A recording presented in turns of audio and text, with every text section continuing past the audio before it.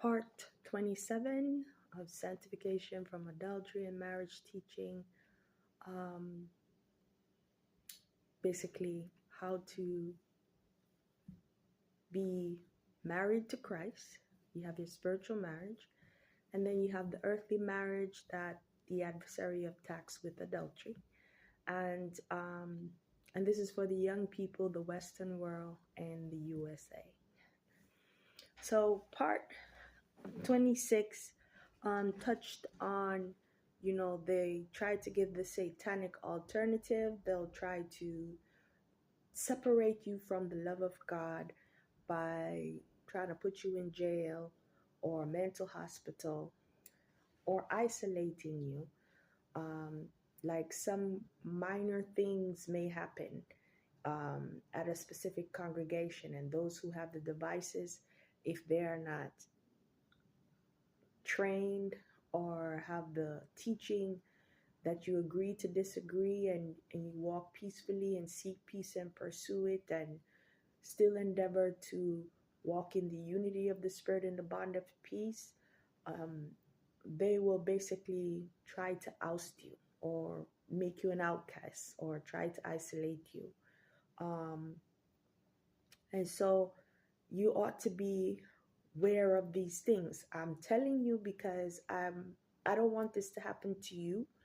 I don't want this to happen to a lot of young people. The adversary has been attacking the young people of the United States of America. I mean, there's millions who are basically living with their parents, not owning their own homes. Like, think about 8.5 million. Um, and it's just so, I think about 4.2 million have been in poverty. It's just too much. Um, Too much attacks. And so these are things you can be aware of, because if I knew about these things, I would be able to win some battles, right? But, um, you may lose one battle, but you can win the war with God. Things to be aware of. Beware of those who know about the devices. They are claiming, or they are called to be evangelists.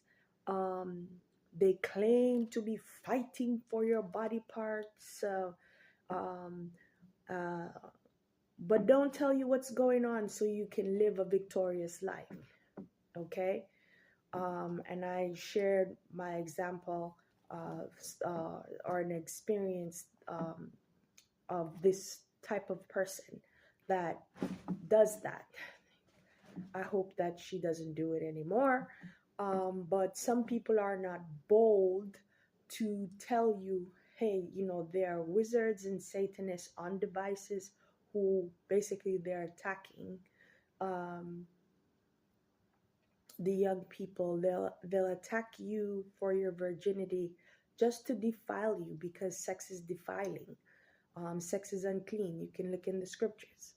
And so they'll do that, and then they know that some congregations, after someone has been defiled, or if someone has been defiled and got pregnant, that many would move to scorn the individual or isolate the individual, or not show too much of the love of God to the individual.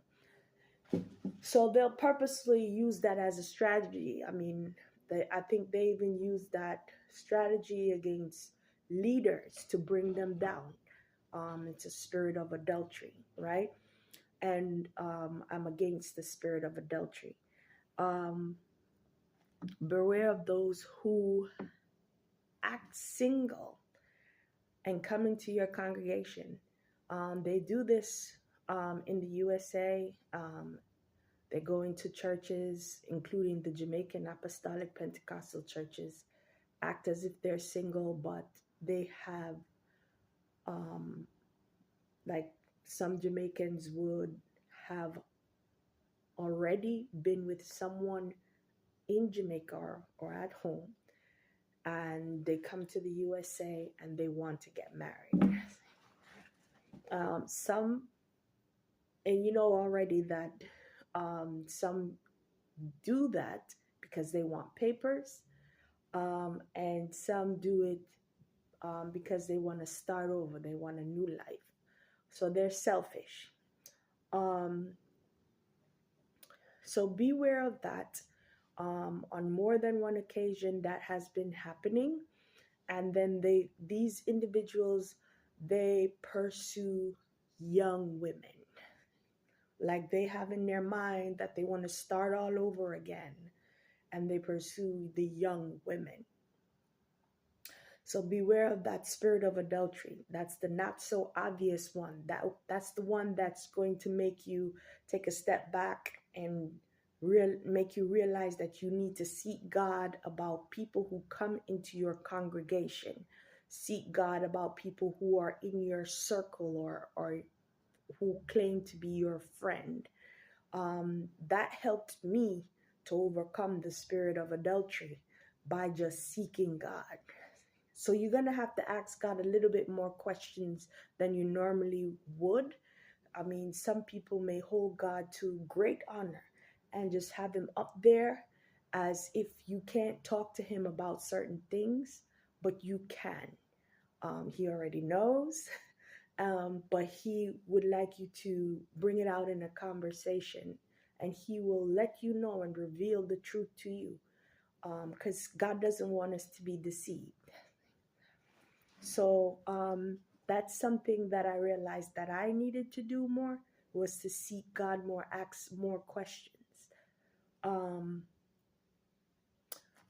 Beware of those who come in. Like there was a situation years ago.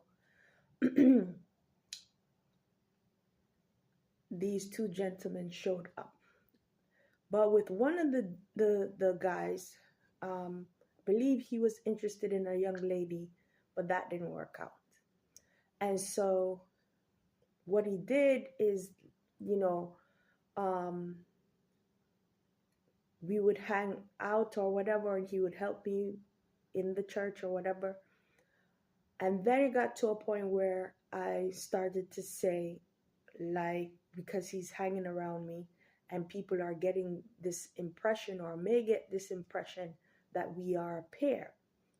And so I did mention to, like, if we're not going in the direction of marriage, we need to separate.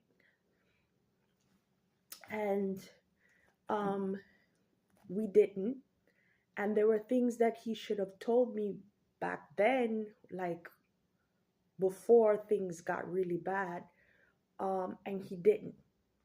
And I approached him twice about this certain female that came with him to the congregation, and he just he never mentioned that they were intimate or anything. It's not until on Mother's Day when things went really bad, because I'm defending him and I just don't want that person to insult him, because I have a background in Montessori, early childhood education, and I'm not with bullying or insulting or labeling or any of those kinds of actions. So I would get sensitive to it, and I would often stand up against it. And so um, I get kicked out of the house, and on my way to this sister's house, he's in the car with us. This is Mother's Day, and this is how the adversary started. This is 2011, and he says to in the car that he slept with the young lady twice, and I believe he got her pregnant. Um, and he revealed more information that I just won't reveal concerning that. And that was shocking. So when they asked me if I'm okay in the car, he asked me if I'm okay, and I said I'm okay, but I wasn't okay, and he knew I wasn't okay. I was in shock. Um, um, that's something that can happen to try to separate you from your ministry in the house of the Lord, or separate you from your family. That's something that's just not right, right? It's adulterous, right? Because then he continued to hang around me, and it's like, I already told you. And so